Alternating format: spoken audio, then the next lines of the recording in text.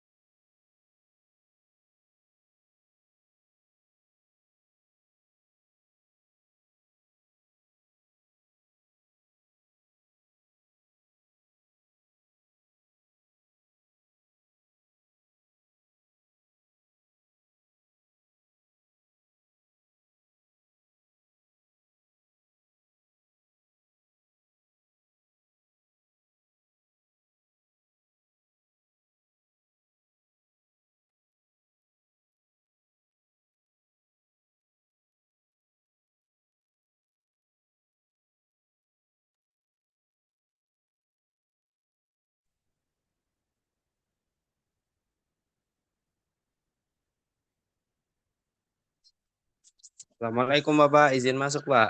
oh, salam, Kang.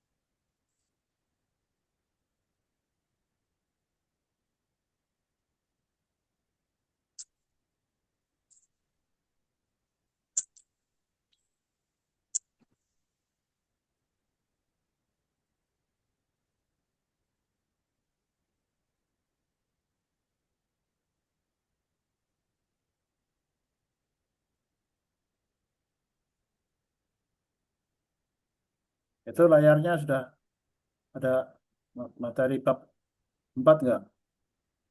Ke Tidak. 4 Pak, Ya, ada Pak. ya, Perencanaan Pak ya. proses produksi dan operasi. Saya rubah dulu.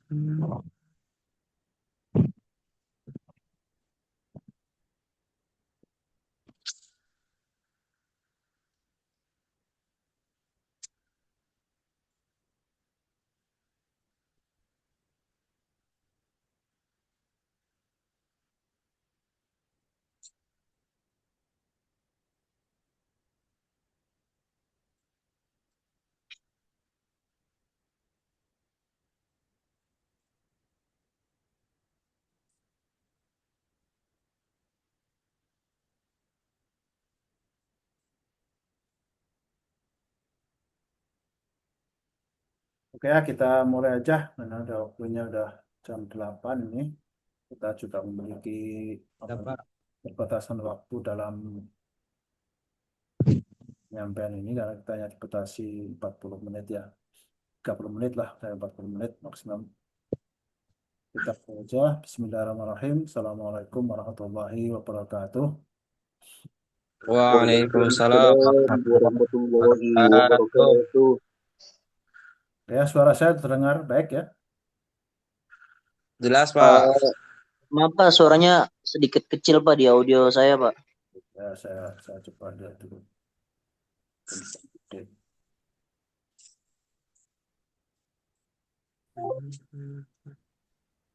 Ya, kita mulai. Ini sebetulnya pertemuan kelima, jadi karena kemarin saya 2 kali pertemuan absen untuk tidak mengirim video karena memang saya lagi ke Jawa. Ya. Jadi sekarang ini dianggap ini kuliah susulan. Nanti yang keenam juga nanti saya beritahukan nanti yang kapan mungkin besok malam. Untuk yang keenam, kalau yang ketujuh kemarin kan sudah melalui apa namanya eh, kita sudah masuk fisik ya kemarin ya. Yang Betul, Pak. sekarang ini saya bayar yang 2 kali pertemuan untuk yang belum ya, yang sebelumnya 5, 6. Jangan lupa nanti kita minggu depan ada UTS ya. UTS.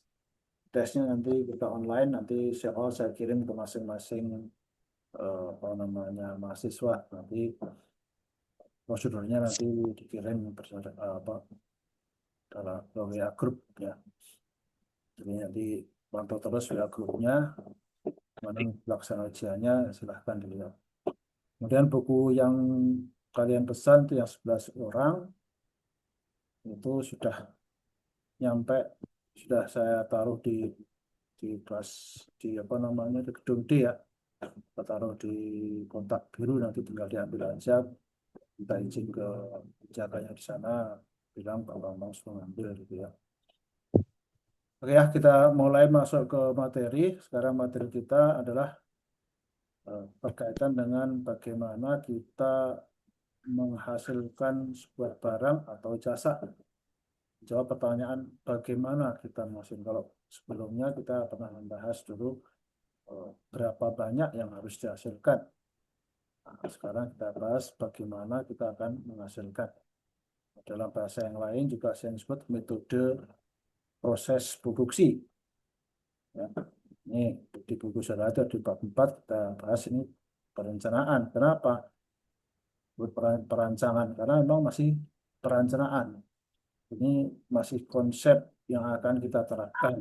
Dari sampai pertemuan kemarin kita yang ke 6 atau ke 7 itu kita memang masih membahas perencanaan sistem produksi yang meliputi nanti apa yang akan kita hasilkan, berapa yang kita hasilkan, bagaimana menghasilkannya, nanti terus kemudian di mana kita menghasilkannya. Itu nanti jawaban pertanyaan-pertanyaan itu kita bahas dalam pertemuan yang mungkin sampai UTS itu masih membahas mengenai perencanaan. Yang setelah UTS mungkin kita akan membahas mengenai berbagai macam yang berkaitan dengan pelaksanaan dan pengawasan kualitas produk dan materi-materi yang lainnya. Oke ya, kita mulai dari konsep dasar dari proses produksi itu sebetulnya memang nanti berkaitan dengan strategi yang kita gunakan untuk bagaimana kita menyampaikan produk kita itu ke tangan konsumen. Atau sering juga disebut sebagai penjualan dan pemasaran itu. Nah, strategi pemasaran dan penjualan yang dilakukan perusahaan itu akan menentukan nanti bagaimana proses produksi itu dilakukan. Itu yang pertama. Karena bisnis yang biasa dilakukan dalam era sekarang ini memang apa yang kita hasilkan itu nanti dan bagaimana menghasilkan itu bermula dari keinginan pelanggan atau keinginan konsumen. Ditarik kemudian setelah apa yang diinginkan itu dalam konsep kita dirancang, apa yang diinginkan itu dalam bentuk produk dan seterusnya nanti dihasilkan lalu disampaikan kepada mereka. Yang sering juga itu disebut sebagai apa itu pull down ya, kalau dalam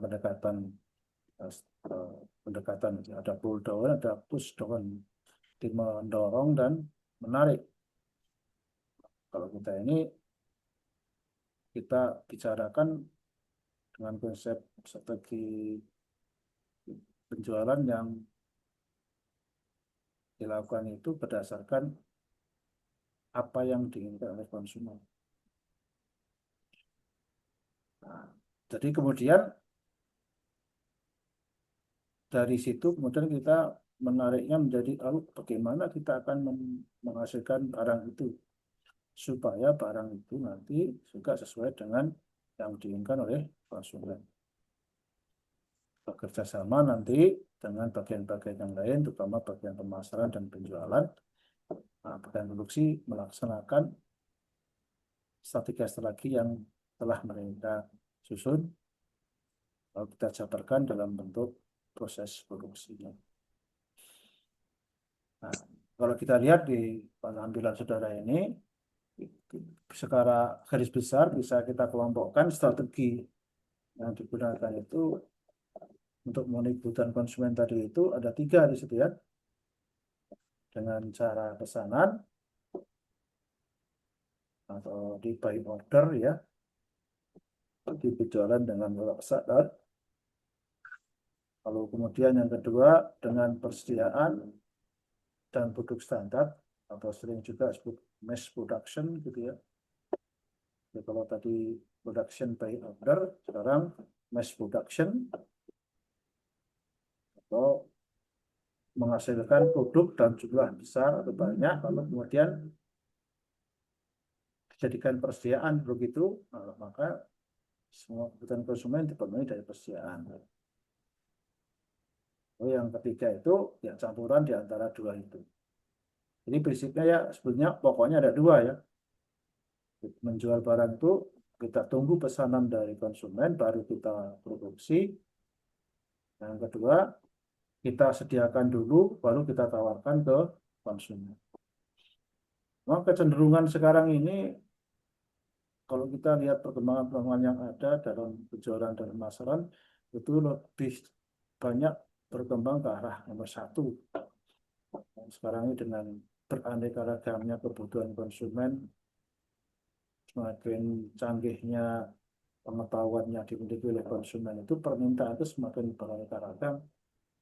Sehingga kalau kita penuhi terlebih dahulu takutnya nanti apa yang kita sudah produksi nggak sesuai dengan keinginan mereka.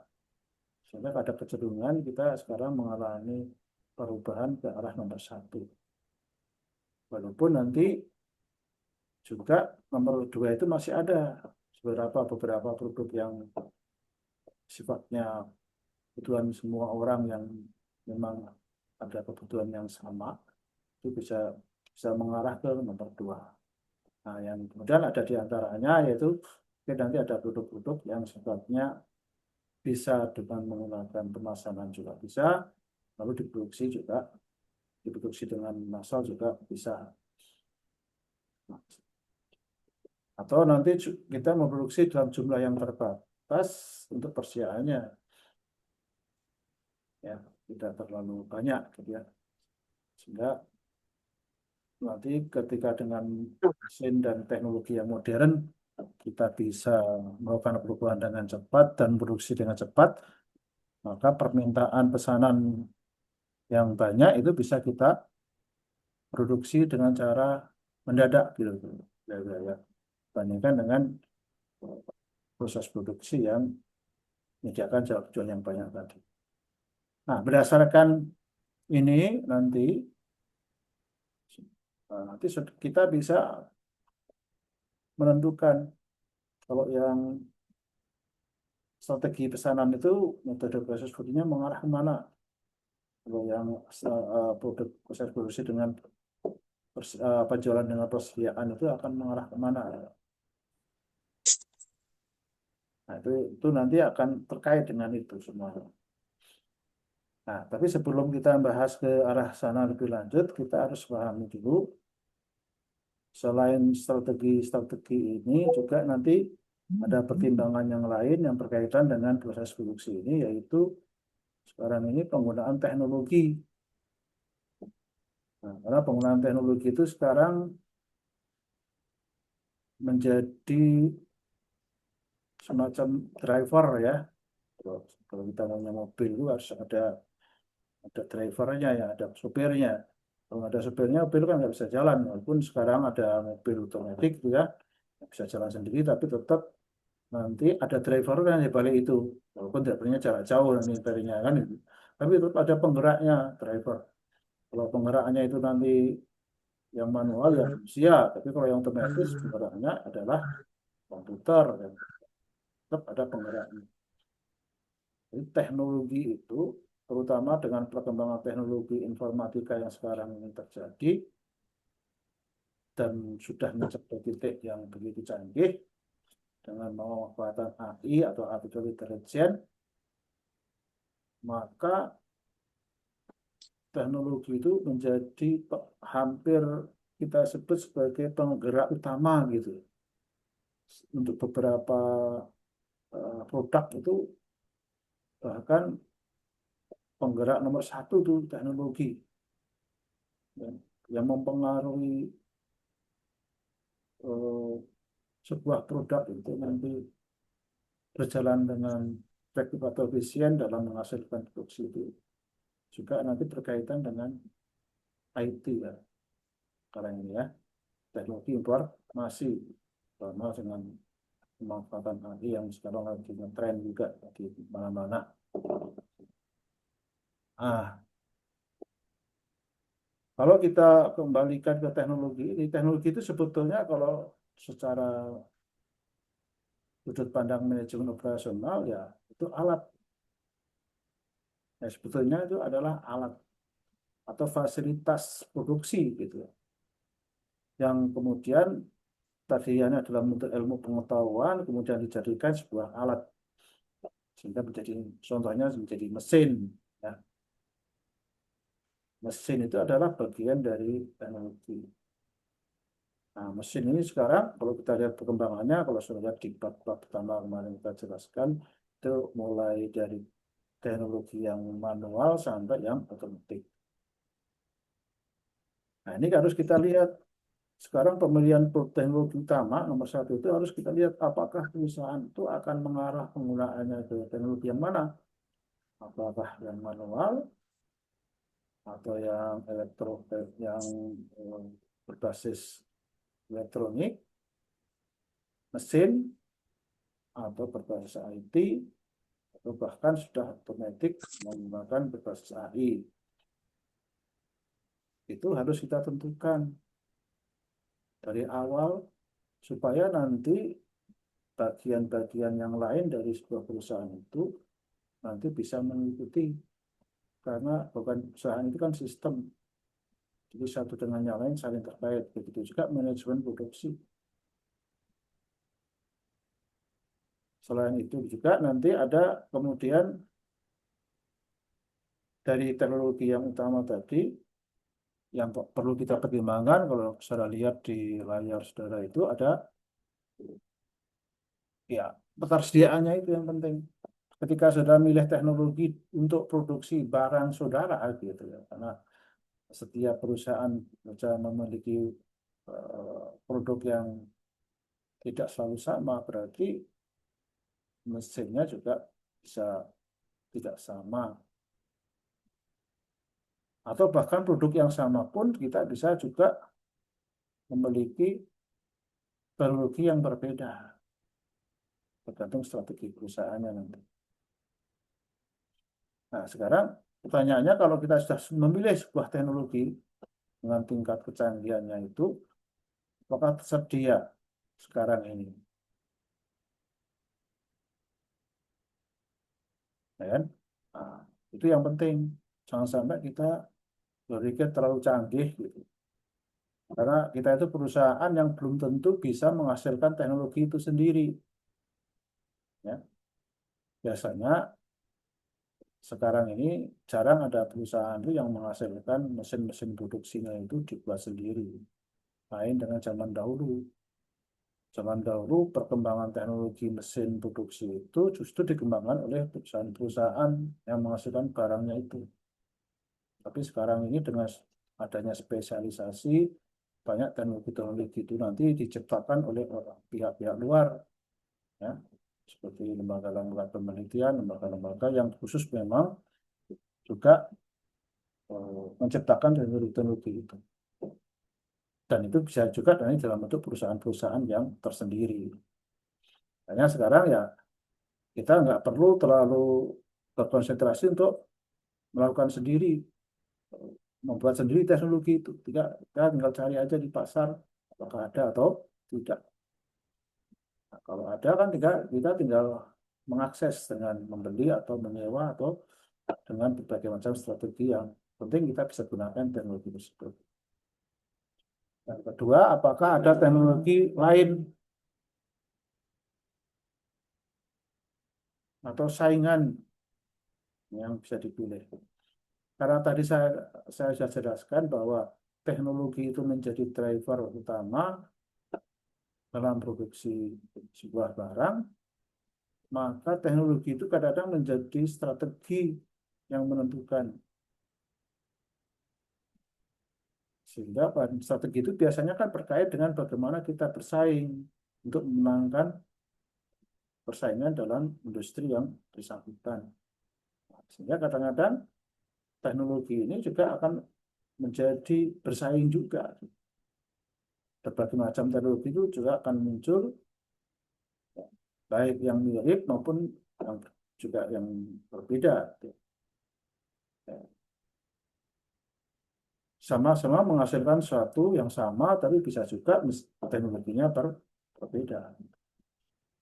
Bisa juga teknologinya sama, tapi mungkin mereknya yang berbeda. Karena perusahaannya menghasilkan berbeda sekarang ini dengan berbagai macam kemudahan dalam research and development itu, semua perusahaan-perusahaan yang bergerak dalam bidang teknologi itu juga mereka bersaing juga di antara mereka. Nah, apa pentingnya kita mengikuti persaingan supaya nanti kita bisa menentukan produk yang teknologi yang mana yang paling baik gitu ya untuk perusahaan kita. Bukan teknologi mana yang paling bergengsi ya bukan ya, yang paling tepat untuk perusahaan kita. Dan pilihannya tidak selalu yang tercanggih tentu saja karena itu sudah berbeda karena teknologi ini biasanya semakin canggih ya semakin mahal biasanya.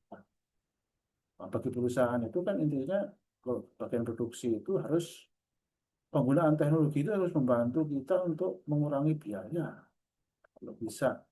Karena memang komitmen dari bidang produksi itu ya mengurangi biaya. Kalau bagian penjualan mungkin dia menghasilkan duit sebanyak-banyaknya. Ya.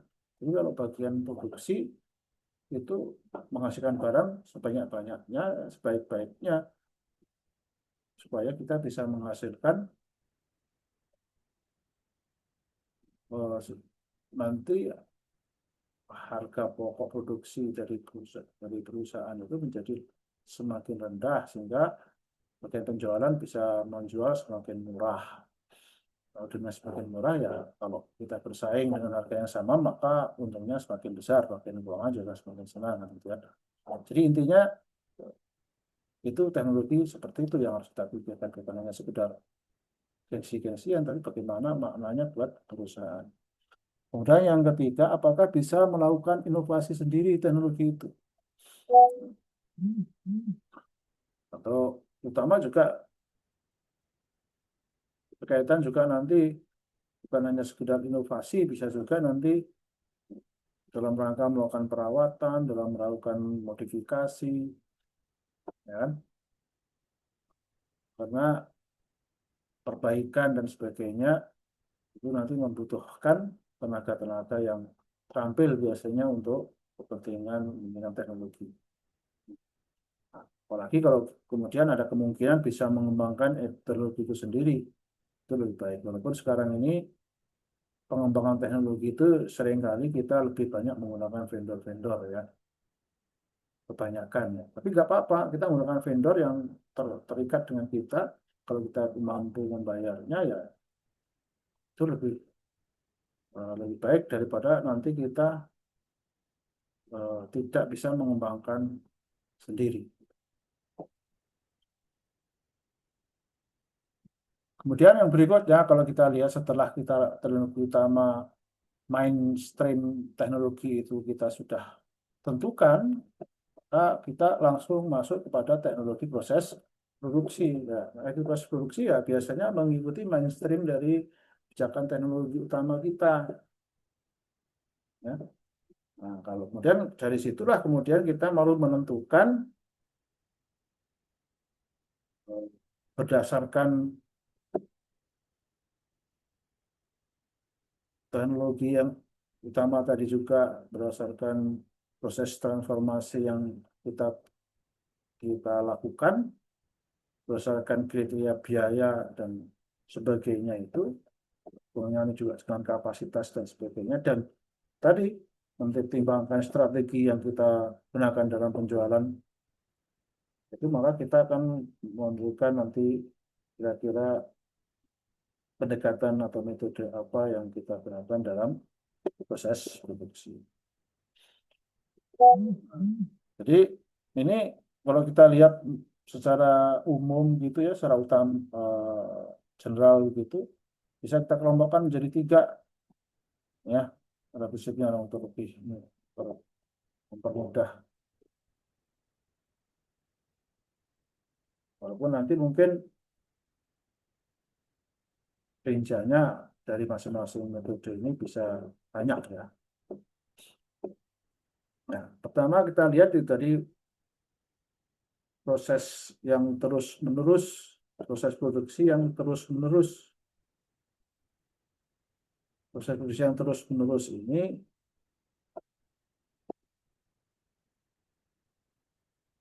yang dimaksud adalah dari sisi waktu ya. Jadi, apakah perusahaan itu nanti membutuhkan ya proses produksi ini terus-menerus. Proses produksi terus-menerus berjalan 24 jam tidak pernah berhenti lah.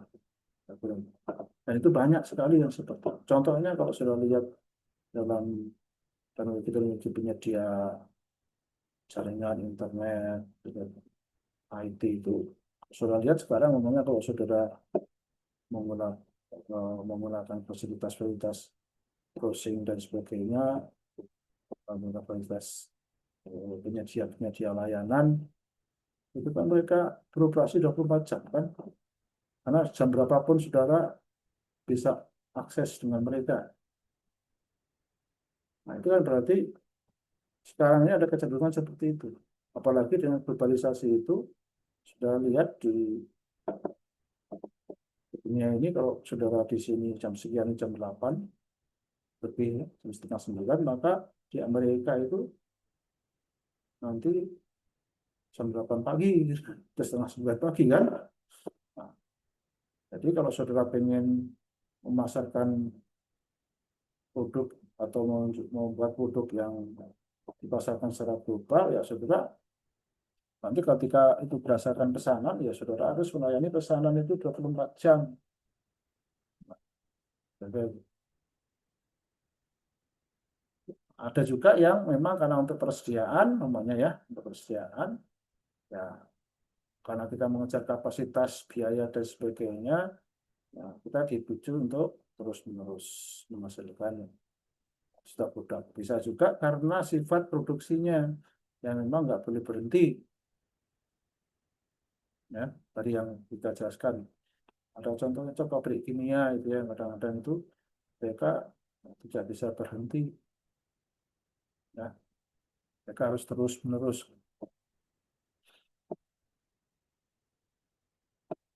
Kalau sudah lihat mungkin seperti proses produksi yang sifatnya biologis, kimiawi, itu seringkali proses itu nggak bisa dihentikan di tengah jalan, harus dia selesai dalam jeda waktu yang lama, ya, itu artinya terus-terus sampai nanti mungkin setahun selesai, baru sebulan selesai gitu. Nah, selama sebulan itu kan 24 jam dia harus terus-menerus berjalan. Itu seperti itu seringkali. Itu maka kita harus kita lihat. Kemudian yang berikutnya ada proses praktik ini yang berhubungan dengan tadi ya, proses produksi yang berhubungan dengan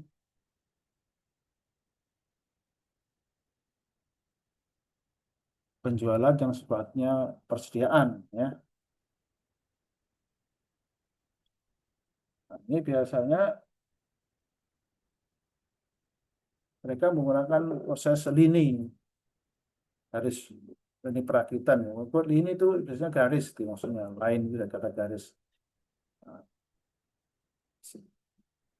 jadi seperti perakitan gitu, tadi mesin ditata seperti fungsinya masing-masing, kemudian nanti dari masing-masing mesin itu nanti mereka memiliki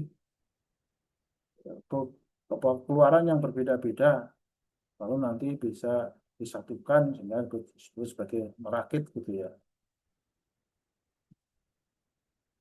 Karena sekarang ini memang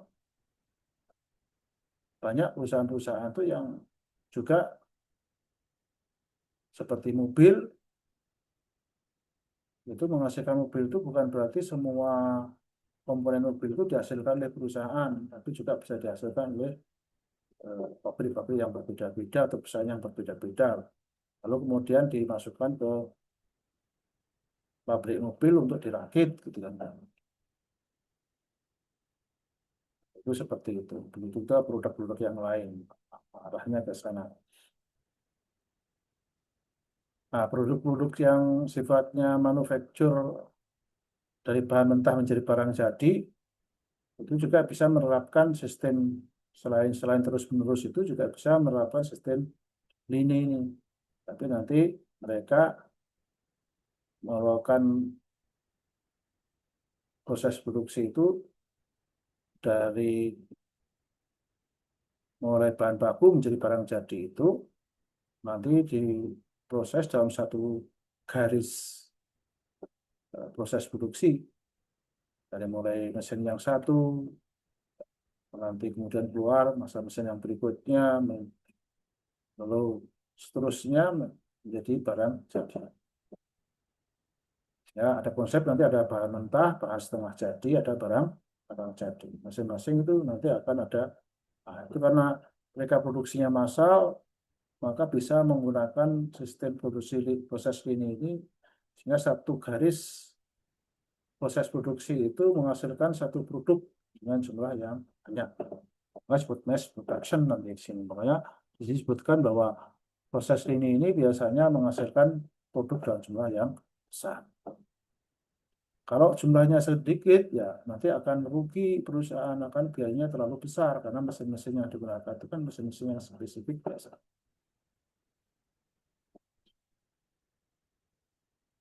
Nah, kemudian yang berikutnya ada proses job shop. Nah, ini yang tadi berdasarkan pesanan cocok untuk ini karena dia menghasilkan produk dalam jumlah yang sedikit atau satu persatu dengan variasi yang tinggi gitu ya, itu masih bisa sesuai dengan pesanan masing-masing.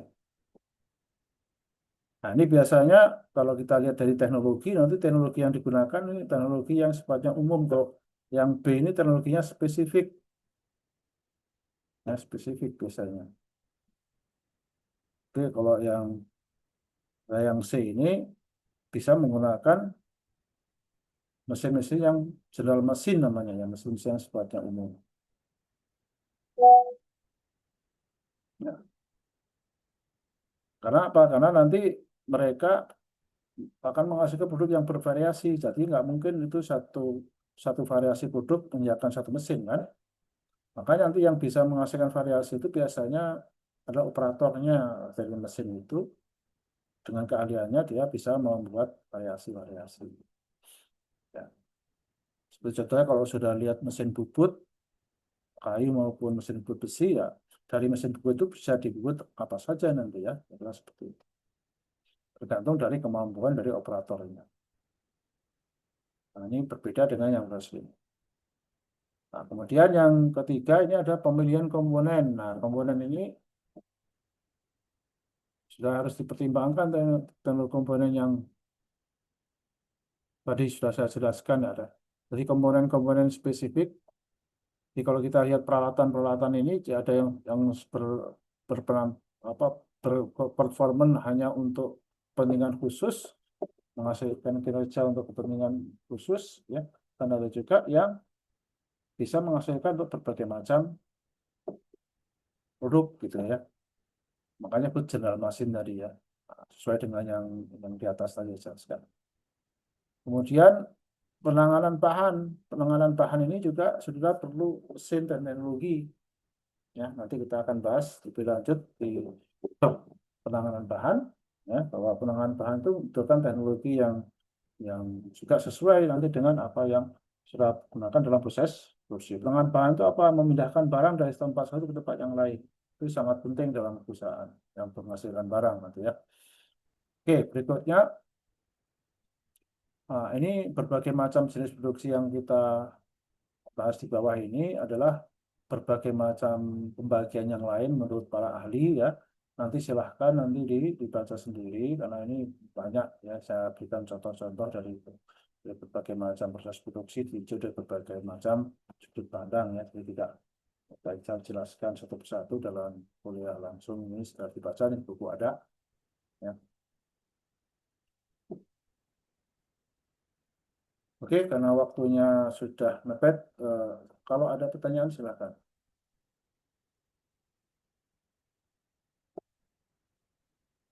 Assalamualaikum warahmatullahi wabarakatuh. Salam. Waalaikumsalam warahmatullahi wabarakatuh. Izin bertanya Pak, Ya, nama Andi Nopiandi Pak, ya, ya. terkait proses produksi dengan mesin dan manusia itu kan bersebelahan Pak ya. Ya, Hal ini mungkin bisa menurunkan angka pengangguran lebih banyak Pak jika sebuah produksi itu mungkin sangat pesat Pak ya. Salah satunya teknologi itu diutamakan dibandingkan manusia. ya. Pertanyaannya Pak, bagaimana sih Pak cara menyikapi hal ini agar tenaga manusia tetap diperkerjakan gitu Pak? Ya. Selain daya saing, ya mungkin sekarang lebih pesat Pak, mungkin dibedakan zaman dulu Pak, seperti itu Pak. Oke, Terima kasih Pak. ya memang itu betul. Jadi ada dua pilihan yang merupakan trade off nanti seperti buah semalakama itu. Karena kalau dipilih satu lalu merugikan yang lain gitu ya. Bahwa kebijakan bukan hanya industri ya, tapi juga pemerintah juga dalam membuat kebijakan pembangunan juga harus memikirkan itu apakah kita akan menggunakan padat karya atau padat modal istilahnya itu loh dalam istilah ekonomi. Kalau padat modal berarti banyak menggunakan mesin, banyak padat karya berarti banyak menggunakan manusia. Nah, kalau diserahkan kepada sektor bisnis itu akan memikirkan biaya, bukan memikirkan padat karya atau padat modal. Jadi kalau dia padat modal itu lebih murah, dia akan menggunakan padat modal. Kalau padat karya itu lebih murah, dia akan mempertimbangkan padat karya. Maka di perusahaan di negara-negara yang padat karya itu yang jumlah tenaga kerjanya itu melimpah dan murah, maka perusahaan itu cenderung menggunakan padat karya. Nggak usah disuruh-suruh gitu. Ya, nggak usah disuruh pasti akan cenderung menggunakan padat karya karena akan lebih murah dibandingkan dengan menggunakan tes dan gitu. Karena dari sisi biaya produksi ya gitu. Jika seperti Cina, Indonesia itu, India itu banyak menggunakan yang padat karya. Tapi beda dengan Jepang atau negara-negara yang memiliki penduduk yang terbatas, bahkan mereka sudah hampir full employment, hampir semua tenaga kerja itu sudah bekerja, sehingga mereka tenaga kerja sangat mahal. Singapura, ya kan? Jepang itu sangat mahal. Beberapa negara di Skandinavia itu begitu, sehingga karena tidak ada yang orang nganggur, ya mau nggak mau kalau dia akses pakai tenaga kerja manusia ya mereka susah, makanya mereka impor tenaga kerja ya, dari Indonesia yang murah-murah. Kalau memang membutuhkan tenaga kerja, tapi kalau mereka masih bisa menciptakan teknologi yang biayanya murah, mereka pasti akan menciptakan dengan teknologi. Nah, kalau di Indonesia contohnya ya itu perlu campur tangan pemerintah, ada insentif namanya. Bagaimana supaya kita bersaing, kalau umpamanya contohnya tenaga kerja dinaikkan UMR-nya menjadi sangat tinggi gitu ya, lalu semuanya sejahtera. Lalu perusahaan bagaimana? Nanti dengan bayar tenaga kerja yang mahal itu, apakah dia bisa bersaing menjual produksinya ke depan? Kalau pemerintah memang mau jaga seperti itu, ya dia mungkin ada insentif yang lain, namanya pajak penghasilan atau pajak PPN-nya bisa dikurangi, namanya seperti itu. Harus ada insentif kalau mereka pengen, kalau pemerintah pengen memaksakan dalam tanda petik untuk menggunakan padat karya karena masih ada banyak pengangguran di Indonesia.